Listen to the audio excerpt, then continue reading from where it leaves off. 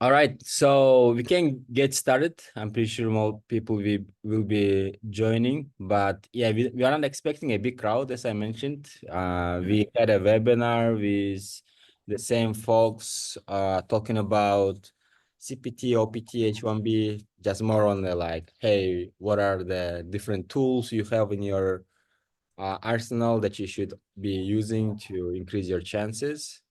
And yeah, now we want to hear from a real success story like yourself, Azat. So yeah, tell me about yourself. Tell everyone about yourself. Yeah. Uh, First of all, hi everyone. My name is Azat, and I'm a data scientist here in the US at Insight Enterprises. It's a consulting firm where we provide solutions, IT solutions, cloud solutions to business and government. And so my journey to this role has been, that you saw that where, I studied all night long. It's been both challenging and rewarding. Um, After completing my graduate degree, I faced daunting task of securing a job in the US as an international student because you have that gap 30 days, 60 days as an OPT. So that was a stress. But through determination and relentless effort, hard work, I was able to achieve my goal. And yeah, today I'm here to share about that journey with you.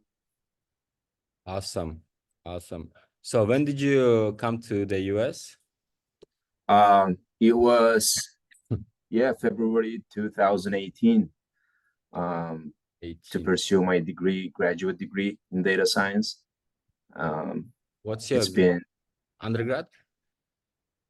to pursue master's No. degree in data science. Yeah, I already had undergrad in oil engineering. So So it was a career switch for you. yeah, career switch. Yeah, before I dive into my story, I want to talk about where that passion for data science began. I always been fascinated by the power of data to reveal insights, the IT world that aren't immediately obvious. And early on, I, discovered a deep interest in understanding how things work beneath the surface, whether it was analyzing everyday trends in everyday life or, answering, uh, questioning the why in behind certain outcomes. In my work, before I went to data science, I had teammates who worked on, some projects, analyzing tasks, working with big data. So um, probably there, the desire to understand how things work pushed me to, to study data science and pursue and switch the career. And I think it was the wise and right decision for me. Awesome. So you had your undergrad in oil engineering, then you come to US. And which university did you go to for your grad? Yeah, so I applied through TOEFL, and so I had a credits to actually apply to DePaul in Chicago. So yeah, I did a bit research before, where to go, which university, which college offers best data science program, and the DePaul was one of the tops in Midwest at that time. It really had a great uh, curriculum and syllabus on how things work, and you actually get to connect and establish a connection with the professionals in that field, so they could give you a helping hand to find a job or to give you a referral. So it's really makes your life easier when you're applying to a job through referral. Yeah, so I applied to DePaul, 2 years of study, and that was that moment when all the hard work came with that inspiration. Awesome. Um, just like coming way forward to what you are doing right Mhm. now. So at your current job at Insight Enterprises, so it's a consulting company. Can you tell us like a little bit more about your role? Yeah. What do you do there? Oh And yeah, of course. When I joined, how big is the it was company, your team, yeah. your day? So my uh our company is consulting firm. So basically we work with different clients, different industry, different fields. That's the one of the perks working in consulting. It's, you know, always you're learning always. And with new project, you're always learning new platform, coding and programming languages, also developing skills in consulting or presentation skills. And yes, so and also one of the perks of working in consulting is my job is basically remote. It's very flexible. I don't have to gather with my teammates uh, very much in Chicago. So I work with different clients where I apply my data skills to help clients solve complex problems. One of my clients is basically major airline, American Airlines. So my role involves in collaborating and analyzing large data sets, building predictive models. Sometimes it can be AI, and providing actionable insights, basically to save them a lot of money. Switching from, you know, one uh, basically analyzing data sets and giving them the logic and businesses what they can do better and with that data. Nice.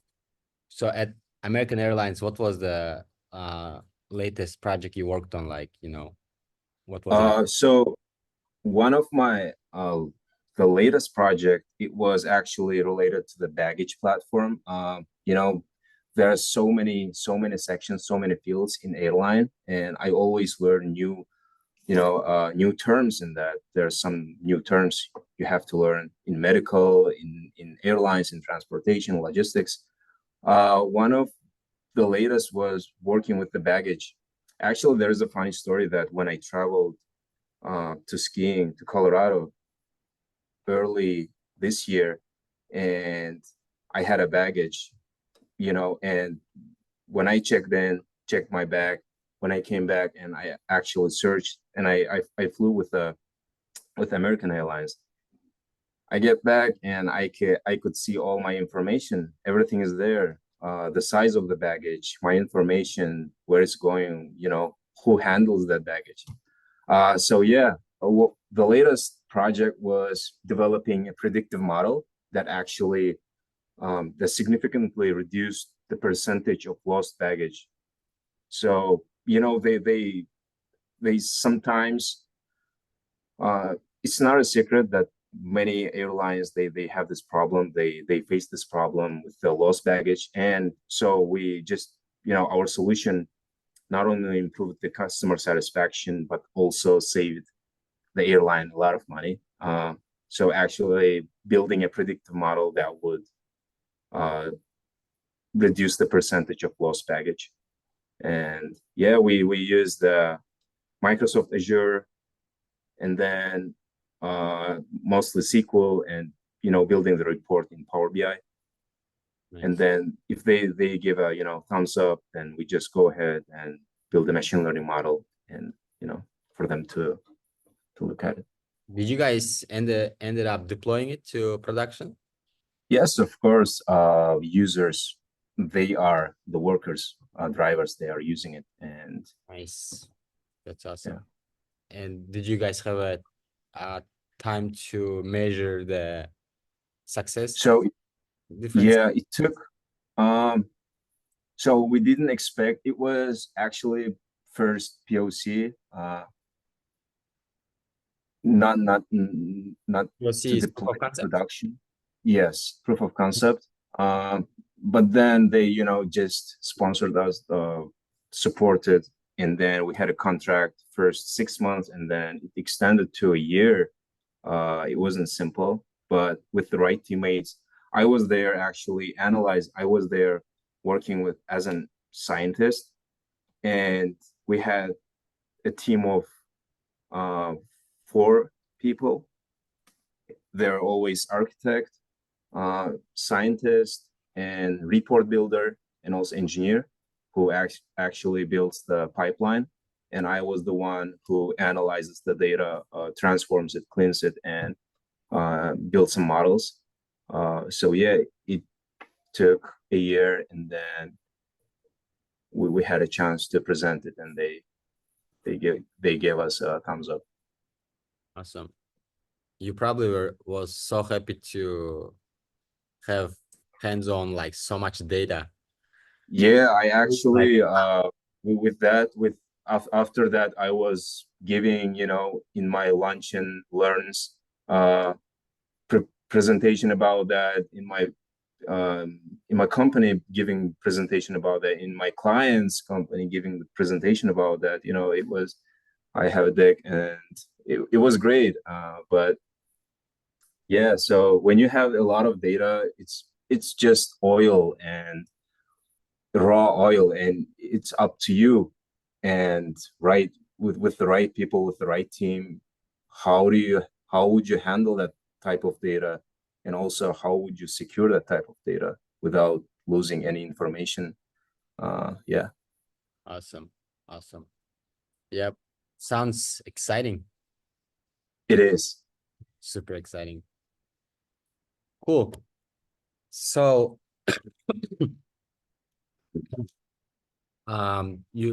you feel free whether you want to answer this question, but you can also maybe give me a range. But you know, this is the question that everyone wants to get an answer for. You already know what it is. Yeah, I know. So yeah, it excites many of us, right? Yeah. yep. So what's the, you know, what was your starting salary, and how long have you been working for this company so far? I am in my fourth year actually right now. Oh, nice. And Time is yeah, my position is a data scientist.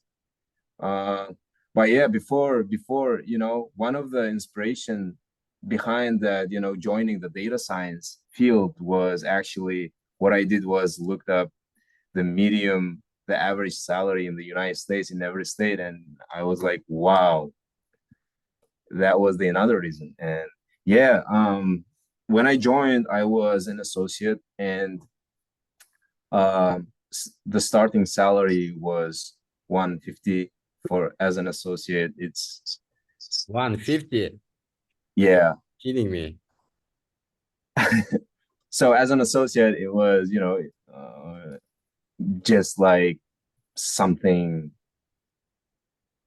what seniors would earn in other fields, right?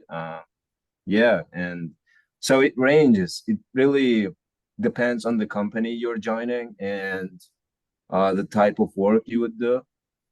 Basically, what I'm doing right now is pretty much, you know, when I say data science, it's not only analyzing tasks of data. I also do discuss with the clients and do a presentation. Actually, it's a lot of, you know, more of a work and more of a asking questions rather than solving the problems.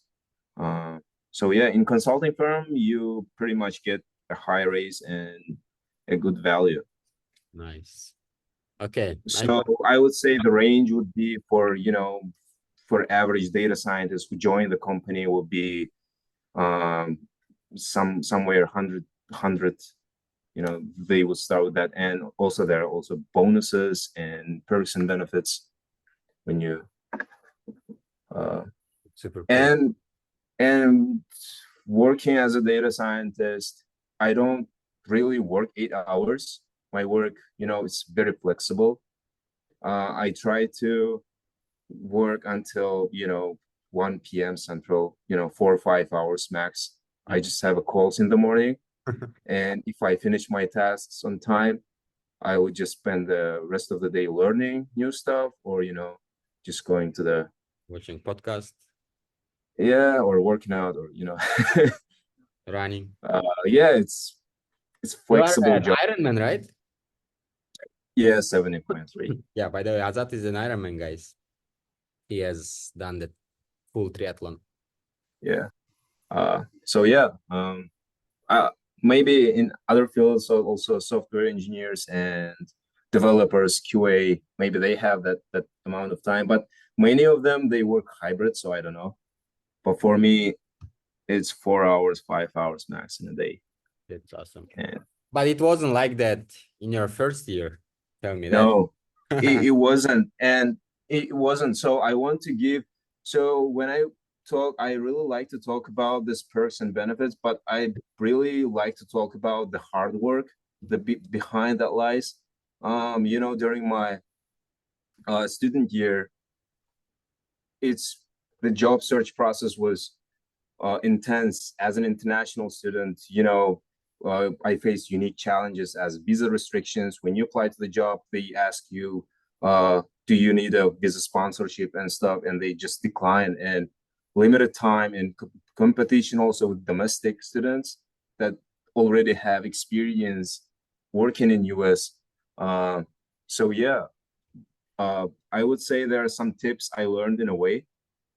First was, preparation. For me, the preparation means not only technical skills, but also practicing mock interviews, which made a significant difference in my second year. So you want to start preparing for your interviews and preparing your resumes in your second year, because time flies very fast, and you want to prepare and apply for a job. 20 jobs every day, so 100 jobs. You will get an interview spot, so where you showcase, you highlight your experience. And then also with preparation, also there is a networking. Networking is crucial. If you're studying in a college, it's very important to build a network, to build a network. So I learned to view, so building a relationship might open the door, otherwise it will remain closed. You don't want to sit, you don't want to sit in your comfort zone. You should get out and build a networking relationship in your field. That might actually help. So there also persistence. You will get rejection, in your first interview, second interview, because the rejection is the part of the process. And I learned to view each setback when I get rejected, as an opportunity to improve and refine my approach. So, and the last one is, this is for our for international students, understanding the nuances of the process of the job search in the US. From behavioral questions, they have technical questions, and every aspect needs an attention. You can be very, you can be master, you can master your technical skills, but the soft skills is crucial as technical skills. So I in my I had a reject in my interviews. Most of them were in soft skills, so I had to sit and prepare for my both soft skills and technical skills. And thankfully, I got my job. And yeah, so, and you build your resume, and you prepare for the interviews. You research about that company, about the industry environment. So that was essential for me. So I would say I invested in myself, and then it just hard work, right? The reality being, as an international student, is just the odds can feel very daunting, because visa restrictions, the pressure to secure a job before OPT expires, that 60 days gap, they add significant stress, and I really understand that right now. But however, it's not impossible, with dedication, strategic planning, and the willingness to go to the extra mile. Then domestic students' success is attainable. So it's all about hard work. Yep. This is actually a great point. Like when you're saying, hey, like even if I was to go to interviews right now and I was an OPT, I would definitely say like, hey, I'm an OPT. I know my odds. I know like there is extra work you have to put in, but what you are getting in return on investment is I have been just crushing it because Yeah. like I have no other choice. And that's something that you could be appealing to the employers that, hey, this guy just has been like sheer hard work. Because of, so, and I would say that's what makes us stronger, right? In the American, Yeah, because the immigrant mentality. Because we exactly. actually put in 12 hours studying and stuff. Okay, so now you said you invested a lot into your knowledge, right? Um, so how much did your master's degree cost? Masters cost 40. 40K for 2 years. Yes. Okay. And as far as I know, you also did a boot I camp. also did a boot camp. You Yeah. did them parallel, right? At the same time. At the same time, I was really going after that field. You know, it was new to me, uh, the data science field, and I want to. So yeah, basically, I wanted to know more about that field. And as far as I know, I was involved in many projects there. You know, I so many projects that I worked on. Um, and the knowledge, I don't think the knowledge was enough. There are From also camp or soft from the skills. university? The knowledge from university was not enough, I would say. They are not sitting, you know, in front of you and teaching. They will just give you assignments, and it's up to you, you know, if you do that or not. Um, there is no push from the instructors in the college, and I agree with that. Especially master's They degree, would just right? give.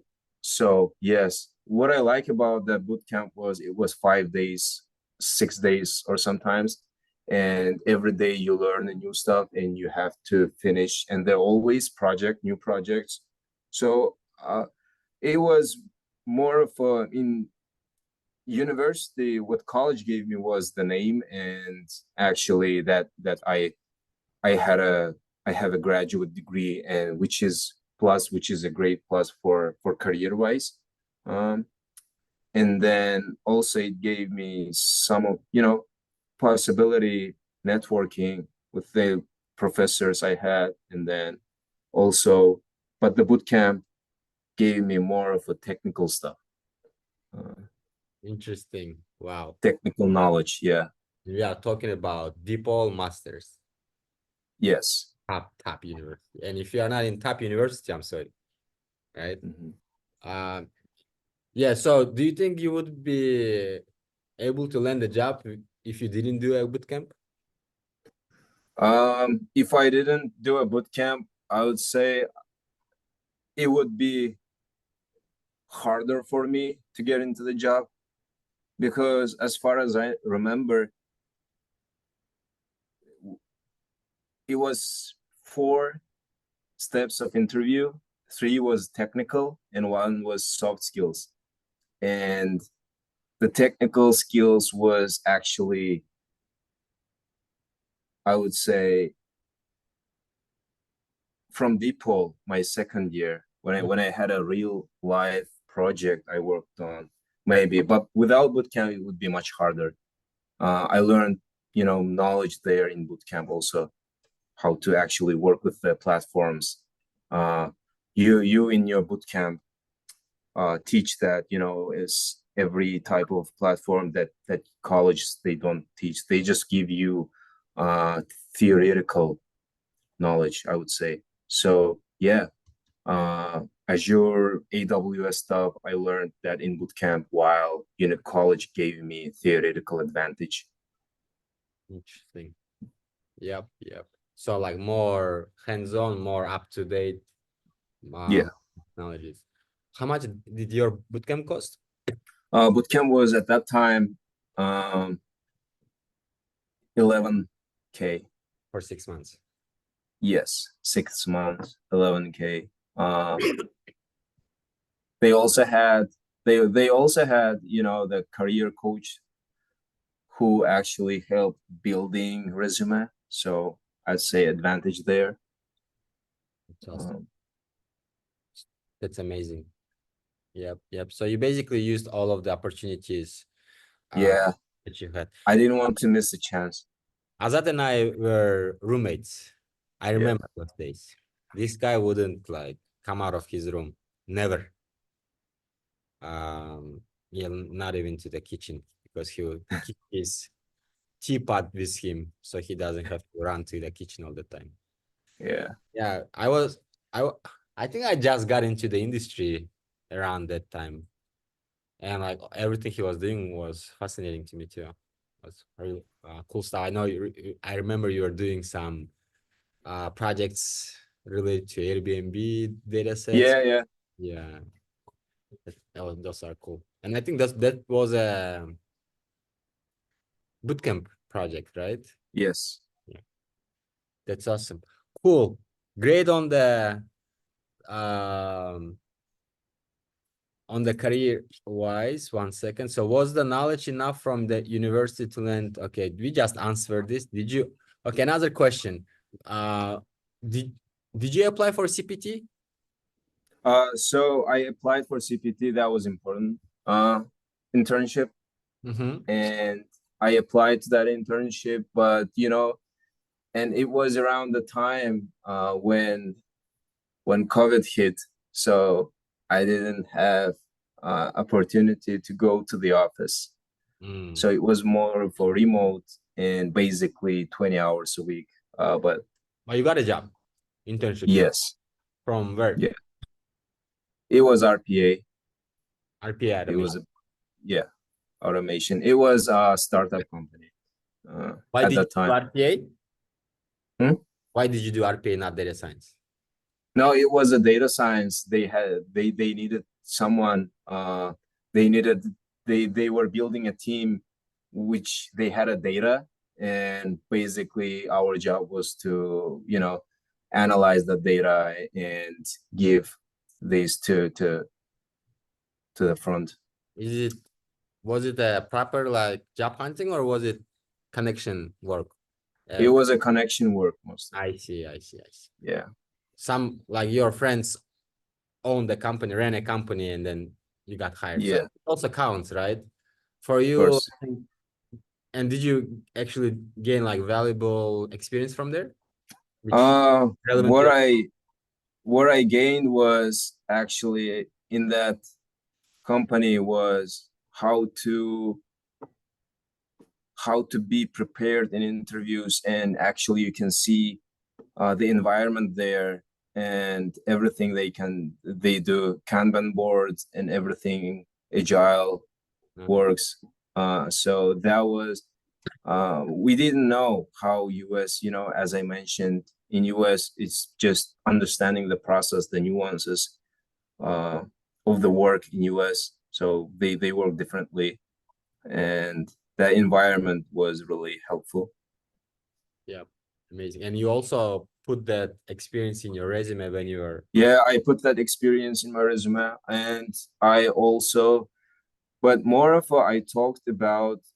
Um, I think what played the significant, what made the significant difference was the introduction part. If you have a clear introduction about yourself, then they will be interested asking you questions. They wanted to know you a little bit more. And yeah, with that, I talked about my projects, what I did in my college. But they didn't, yeah, they did they didn't ask me a lot, but they had a great questions and which I answered. So yeah. yeah. Yeah, like I always tell students, it's really like three questions that like basically land 80% of the offer. Yeah, Tell me about yourself. Tell me about your latest project. Tell me about your biggest accomplishment. Three questions. yeah, And with these three questions, we teach students to touch. You kind of like do a predictive answer, right? You know what right. they're about to ask you. So why Yeah, bother them asking those questions when you can just answer them right away? And like they'll be, oh, them, you kind of covered everything I wanted to know. and like leave time for chit chat. Awesome. Now in terms of data science, I just wanna like chime in here a bit. Data science is a great field. It definitely has a huge potential, especially in the era of AI. But one thing you need to be uh, cautious about, right? It's the hardest field in the tech industry. Yeah. Why? Because it's heavy on math, heavy on Heavy on, statistics, right? yes, heavy on math, heavy on everything. You know, engineers, they are software developers. They don't, most of the time, they don't connect with the clients. What we do is we actually go there and try to find answers. We ask the questions to the clients, what they want to do with the data. Yeah, it's more of a calculation math, but and the logic you build there, what do you want to accomplish with that data? Yeah, so it's very hard, but if you have a great client, then it's just feasible and easy to work Yep. with. Yep. I just want to like give you guys this information so you know what you are signing up for, right? Because doesn't matter what bootcamp you're gonna talk to, everyone is gonna say, "Oh, 6 months we're gonna do it." As a matter of fact, we ran a data science batch twice in our history, and both kind of failed because we thought we would be able to do it in 6 months. But in 6 months, start giving our students 6 days a week classes, we were only able to complete maybe 50% of everything they needed to learn. So what we figured is, okay, if you want to take somebody from zero background to be a job-ready data scientist, you need to give them 1 year minimum of 6 days a week, 3-4 hours every day intensive studies. Then like And, you job yeah. ready. And I want to add that 2 years for me, why I said 2 years for me was enough, because I already had the knowledge and I already had a undergrad degree where we heavily focused on math and calculus and stats. So yeah, I had to learn just programming and coding and then mix them both. Yep, and it also involves programming and coding. Yeah. Oh, do it if you love math. Do it if you have a lot of time right now. If you are not like in your last 2 years of your college. Cool. Let's see. Okay.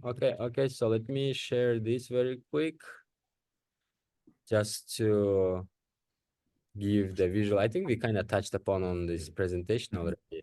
So you did the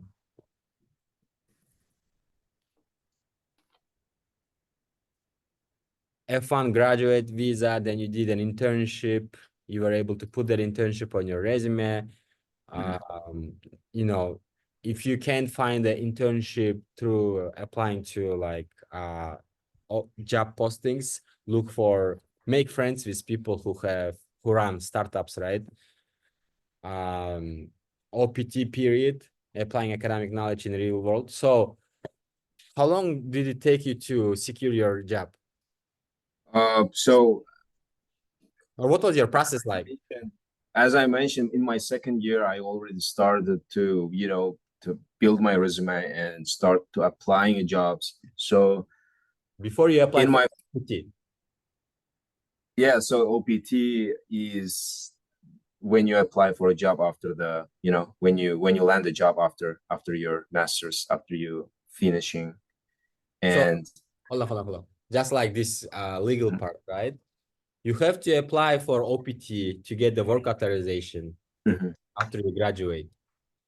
Did you start applying to jobs before you even applied for?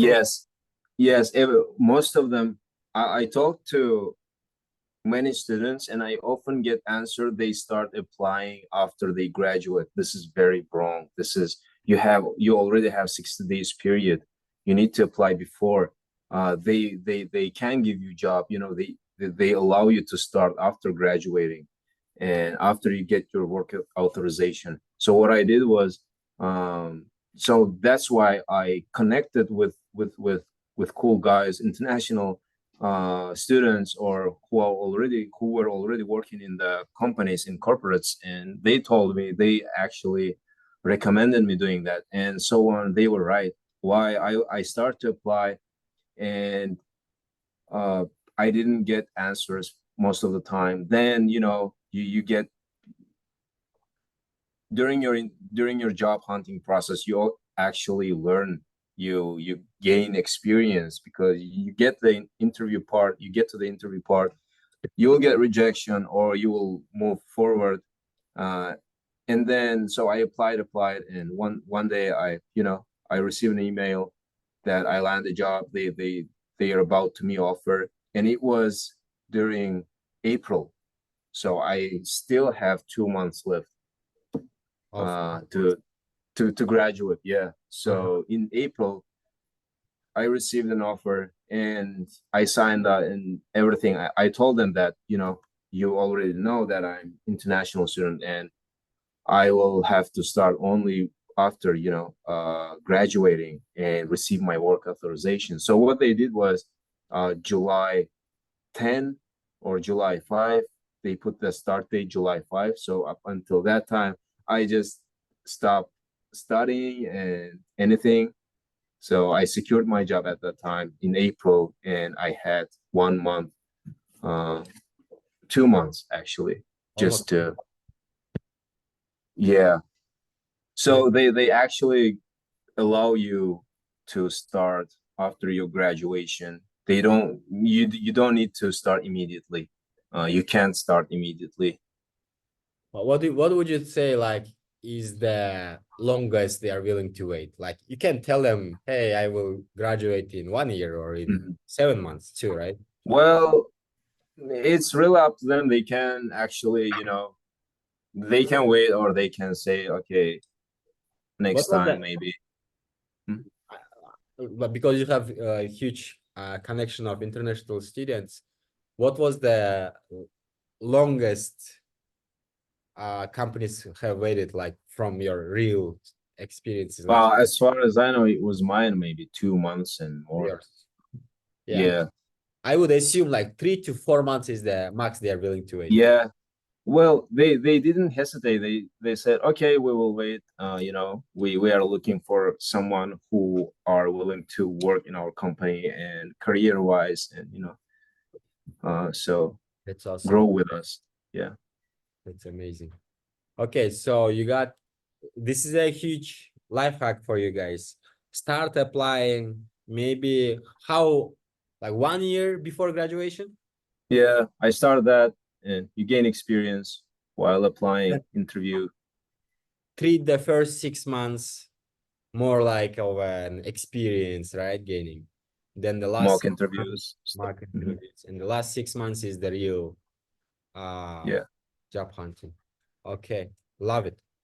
Love this. I didn't know this life hack. Okay. yeah, that. Mhm. Then you got, so you did your So OPT for 2 years and then no, I did my no. So I didn't waste my time there. I While I had my OPT, if you're in STEM means basically any engineering or science related field, OPT can be extended up to 3 years. Uh, so basically, I didn't want to waste my time. And during my OPT, first year, first year, I started to talk about H1B to my employer. I mhm, said, hey, there is a lottery every year in March and in fall, in spring and in fall. So why don't we apply for an H1B? Because I don't want to, extend my OPT every time. Just let's make H1B, which will allow me to work without any issues next 6 years. They said, okay, yes, we mentioned that we are willing to sponsor to our valued employee. In that period, in your first year, you need to just work and work. You need to work extra hours. You need to be already you want to be, showcase, highlight yourself, and show why you are valued employee, why you are the best, why do we want to, uh, you know, why do we want to grow with you? So I talked to my employer and my manager, which is who was very lovely lady. She was always, got my back.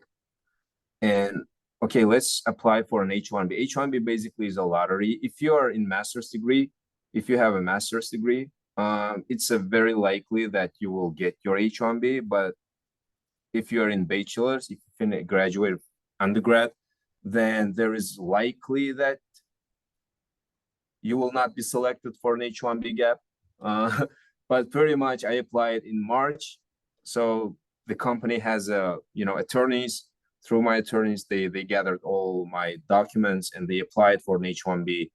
In 3 days, the result, I received the result. Okay, you were selected to H1B. Oh wow. So in my first year, basically, July and started July, and the next year, March, I applied for an H1B. Oh wow. So yeah, and during H1B, before moving into green card process, you have to work at least 1 year as an H1B employee. So and I worked full 1 year, and then I just applied. I told I didn't want to waste my time there too. I said, hey, I need to apply for the perm process. It's it's not something you need to hide. They already know that you're on H1B.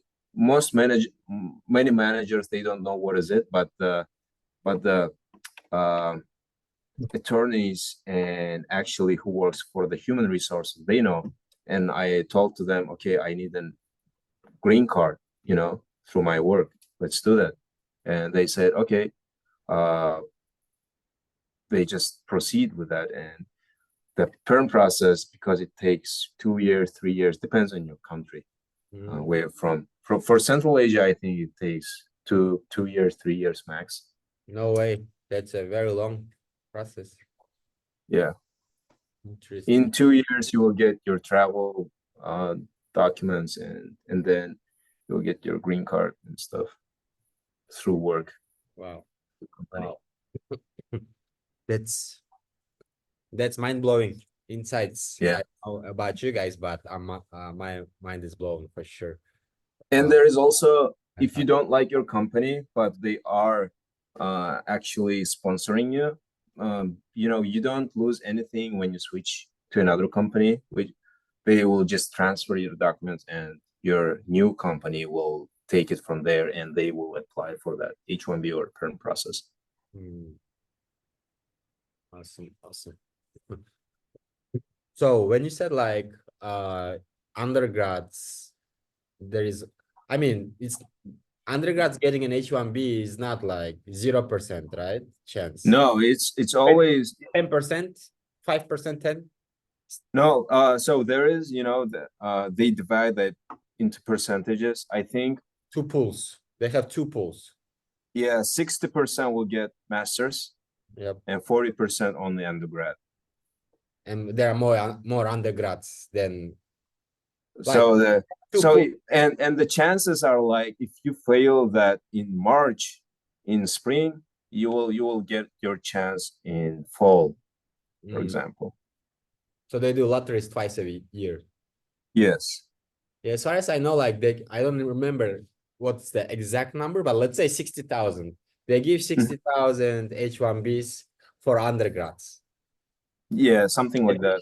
Additionally, they give another, let's say 60,000 for grads.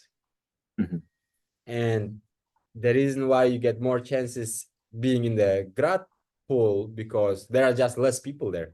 Yeah. And yeah. So now I'm thinking, what's the perfect thing to do, right? For undergrads, because most people here are undergrads. What do you think is the way to best thing for undergrad is, I think, actually, if they land a job, they work there.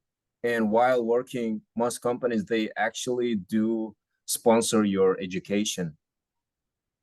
They do sponsor your, if you have an MBA, if you want to, go, and they will sponsor you. And that's perk benefit. If you have if you are an undergrad, you say to your employer, okay, I want to go and learn new stuff, and I want to, pursue my career in MS, master's degree. I need sponsorship, and they will allow you to. That's why graduate degrees, the classes are evening time, just after work. It's So common. while you're working, you can actually go and study, and then you don't lose anything there. After graduating, you will continue on your work, and then but until that time, you might get your H1B. Love it. So same. I agree with you. That's the same idea I had. I'm glad I asked you to answer this question, not telling myself. So yeah, finish, like basically do everything you can to be job ready before you get your undergrad OPT, get your undergrad job with OPT. Uh, companies do sponsor education. Like depending on the companies, they cover up to 50% of your education if it's related to your role. And do your master's 2 years, so you'll have to extend your OPT, right? Yeah. And after they complete their masters, they don't have to get another OPT. They have an option to get another OPT, right? With masters. Yeah. They will get another OPT, but they will apply for an H1B there. Also can apply for H1. But let's say if my H1B didn't get approved, I can extend my OPT and keep applying and keep trying, right? For 3 years. Correct. Okay. I'm pretty sure like out of 6 tries, you will probably get it if you have a master's. Yeah, of course, it's not applying to a green card lottery. I think there are much more chances to get the OPT in undergrad. Yeah.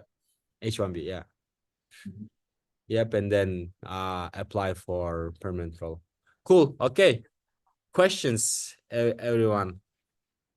It has been so far amazing. So there is no guarantee that you will get an H1B even if the employer has filled for it. Like no 100% guarantee. There is nothing 100% guarantee except you will die, guys. We'll all die. Cool. Cool. Questions? Open mic.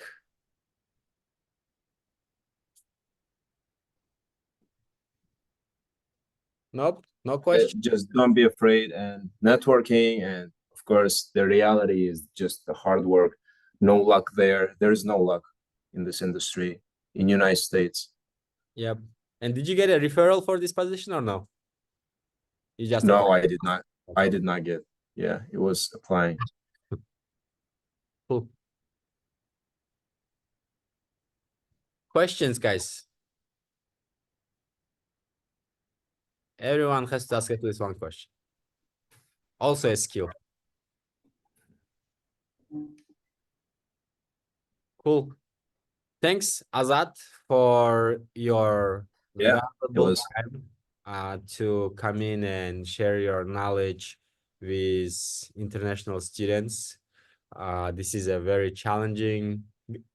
I mean, being an international student is hard. Being an immigrant is hard, but being an immigrant, no, I mean, there are different types of immigrants. Like if you are an asylum, it's kind of much better. The only thing you can't really have is just fly out of the country. But other than that, but international students, like you just have so many restrictions, and also you pay everything costs 2x more for you, and you can't work, and like lots of challenges overall. So yeah, if you don't have masters but studying associate degree right now, what would you recommend? So if you're studying associate degree, I think that you can then transfer to undergrad. I think 2 years after you're completing your associate degree, I think that you can transfer to undergrad degree or something like that. and continue from third year and fourth year, right? Something like that. I know about the college. Yep. Yep. I don't remember like what are the rules for OPT. Like because I got my first OPT through associate degree, and let's say I'm not. We'll have to double check this. Can you do OPT after associate for 3 years? And like let's say No, get your job is OPT through associates, and also get an OPT through undergrad or no? so OPT 3 years is only for the degree of science, Yeah, and associate degree. it's not a science degree. You're saying? No, I think it's 1 year. Mm. The OPT for that is restricted the year. Now we'll have to double check on this one. Yeah. Because as far as I remember, they were telling me I can extend it for 3 years with my associate. Probably. Yeah. I'm not But I'm not also 100% sure 100% about that. either. Yeah. So let's say in different direction. If it's 3 years total, they allow you for associate plus 3 years for after you do your undergrad. I mean, yeah, then you can do like the same approach as get a job with your associate, complete your undergrad, get another OPT, complete your master's, get into H1B. Or if you are a very talented student, you can actually go and write a paper and apply for a perm process directly. You know, the talented guys, talented Talent, talent visa. talent visa Yeah, through your through your papers. we have a startup founder from Kyrgyzstan in Silicon Valley. Have you heard of her, Azat? Azat Amarat? Almaz? Yes. Yeah. Yeah, I heard of her. Yeah. Yeah. So there is a startup by Kyrgyz founder in Silicon Valley. She actually has a startup, AI legal attorney. They help with this type of visa. So you should Right. definitely. Yeah. So I'm in my green card process. So they have been already working on that. My company. So Fingers we'll hear crossed. from them soon.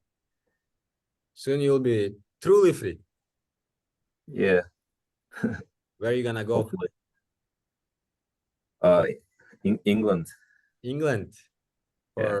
for boxing match, box day. Exactly. Yeah, let me know, man. I wanna go too. Of course. I mean, I'm usually like in Dubai that time, so it's very December, right? Yeah, December. Yeah, I would love. I'd love to go too. Cool. Sounds like a plan. Questions, guys? Yeah, keep it up. Azat, I think your potential is immense, and there is Thank you. still you are just scratching the surface of all of the opportunities in the tech industry. Yeah. And yeah, looking forward to your next milestones and accomplishments. And thank you for sharing Yeah, and knowledge. yes, thank you for having me. And I hope this will inspire and this will be, great opportunity for students to learn something from that and actually Like for so get long, their job. like we have been doing this for 5 years, but for 5 years we have been dodging international students, just like companies. You have been telling, hey guys, we don't want to do Yeah, it. you see, you need to Uh, give them you need to give them chance to showcase them. yeah, just this year, for some reason, like we could have thought that. I mean, these people are the ones that actually need the most help because there are lots of things they need to get right to succeed. So yeah, now we are trying to give as much value to international students as possible. And so far, you have been the highlight. Real Thanks. stories are the best. Real stories are the best. Yeah, of course. Thanks for a lot of the info. It was really inspiring. Thank you. That was our goal. Thank you. Seems Mhm. like he did Yeah, it. let me know. You Connect have- in LinkedIn and So let me show you your LinkedIn. Connect with Azat on LinkedIn. Hopefully he will answer you guys after this meeting too. LinkedIn, sorry, Azat Dovgeldiyev on LinkedIn. So send him a connection request. Cool. Perfecto, guys. yeah, thanks everyone. Bye bye. Bye. See ya. Thanks, Azat. Sure.